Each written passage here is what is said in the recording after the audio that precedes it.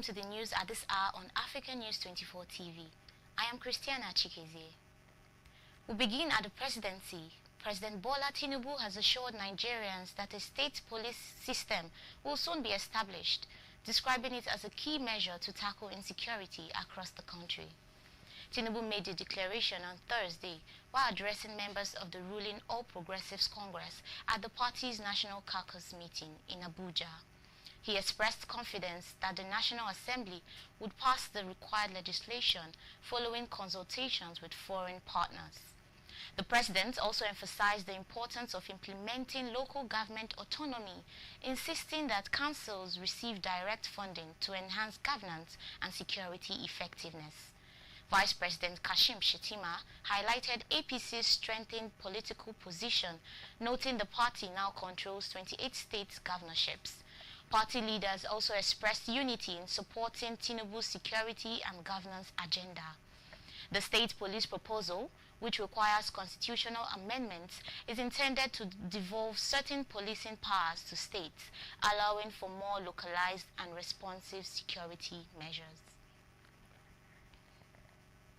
From the presidency to the Green Chamber, as the House of Representatives has launched an investigation into alleged discrepancies between tax reform bills passed by the National Assembly and the versions later gazetted and circulated. The probe followed a motion by a lawmaker who alleged that some clauses in the published tax laws differ from what lawmakers debated and approved, raising concerns over possible alterations after passage. House of Reps Speaker Tajuddin Abbas subsequently announced the constitution of a 7-member ad hoc committee to compare the enacted bills with the gazetted copies and report its findings to the House.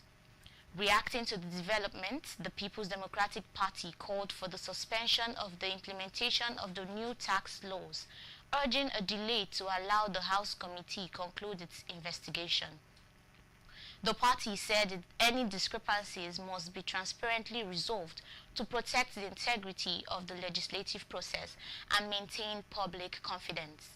The federal government, however, has defended the reforms, describing them as pro-poor and aimed at improving revenue generation and tax administration. Officials have insisted that the laws were properly enacted and that implementation plans remain on course. The House Committee is expected to submit its report in the coming weeks, after which lawmakers decide on further legislative action. And to court, where a Federal Capital Territory High Court in Gwarinpa has granted former Minister of Labour and Employment, Senator Chris Ngige, bail in an alleged 2.2 billion naira fraud case filed by the Economic and Financial Crimes Commission, EFCC. Justice Marian Hassan adopted previously granted administrative bail and set additional conditions, including a surety who is a serving federal director with landed property in the FCT, surrender of Ngige's international passport, and deposits of relevant property and travel documents with the courts. The court noted that until these conditions are fulfilled, Ngige remains in custody at the Kuje Correctional Center.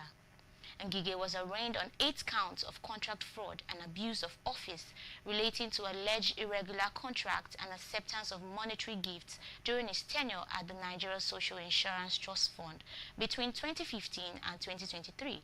However, he pleaded not guilty to all charges. The courts adjourned the matter, setting January 28 and 29, 2026 for the commencement of the trial. And in politics, Plateau State Governor Caleb Mutfwang has officially defected from the People's Democratic Party to the All Progressives Congress. The announcement was made today by the APC National Chairman Nentawe Yewata during the party's National Caucus meeting in Abuja. The ruling party described Mutfwang's defection as a significant political development, noting that it strengthens APC's position in the North Central region ahead of the 2027 general elections.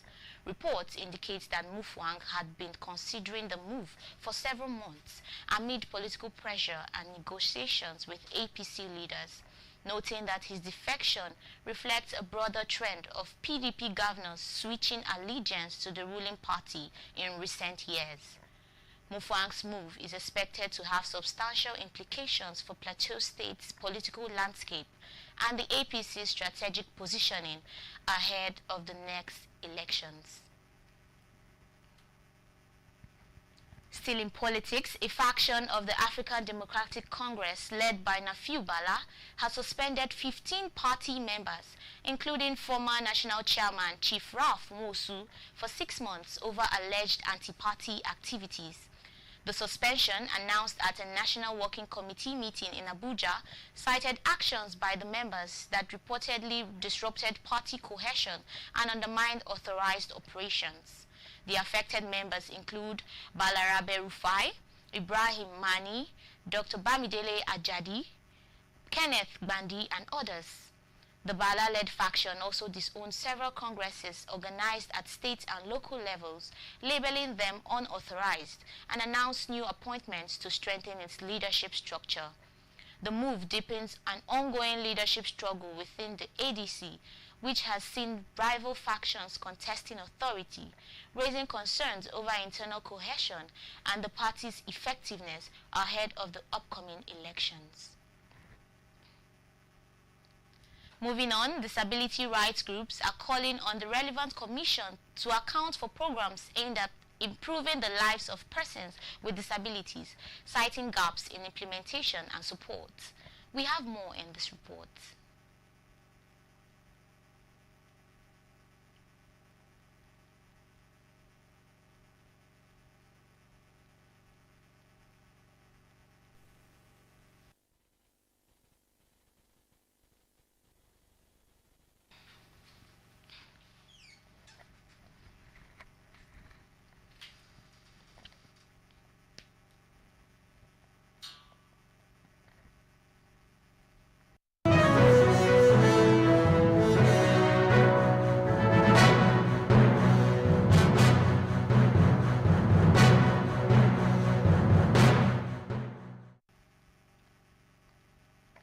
Now to business.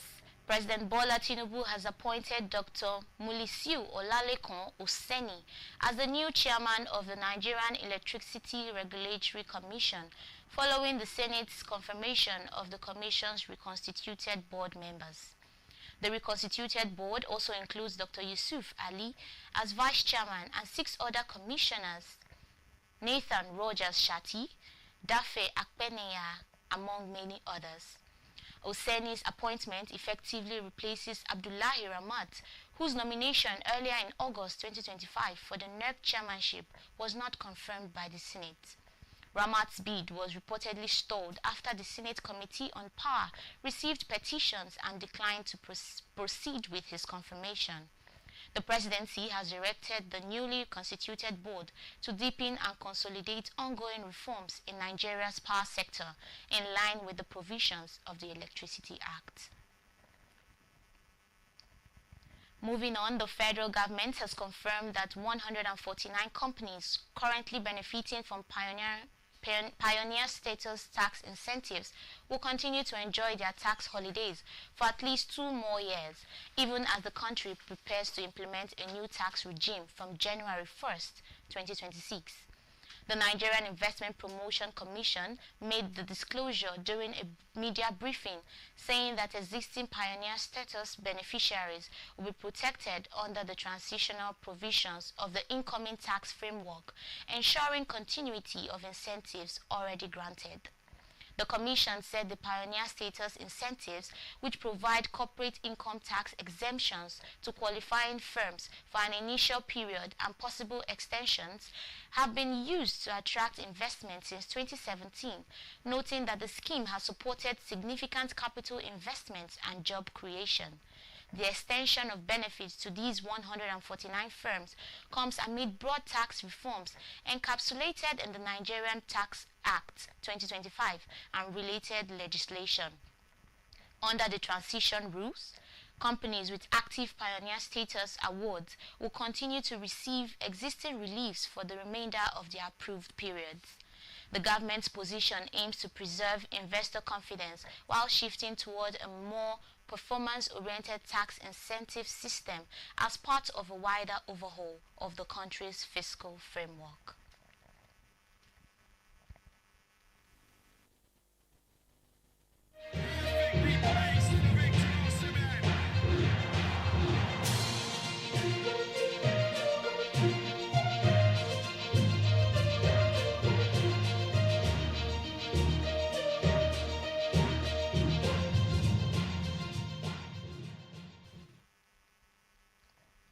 And now to sports. Celtic striker Kelechi Iheanacho has come under renewed injury concerns following another hamstring setback, prompting criticism of the club's handling of his fitness. The Nigeria international was first off early during the Premier Sports Cup final against St. Mirren after appearing to suffer a recurrence of a hamstring problem, making it his second such injury since joining the Scottish champions. Iheanacho had only recently returned from a previous hamstring injury sustained in October during a European match, which kept him sidelined for several weeks. His quick return to competitive action has drawn scrutiny from pundits who questioned whether the forward was rushed back without full match fitness. Some analysts described his signing as a short-term gamble, noting that Iheanacho arrived at Celtic without a full preseason after a long spell of limited football before his move, arguing that lack of gradual reintegration may have contributed to his recurring injuries. Celtic are yet to confirm the severity of his latest injury or provide a clear timeline for his return, but the setback further limits their attacking options as the season progresses. That concludes our broadcast for now on African News 24 TV. Thank you for tuning in. We'll be back with more news soon. I am Christiana Chikezi, wishing you a great day ahead. Stay tuned.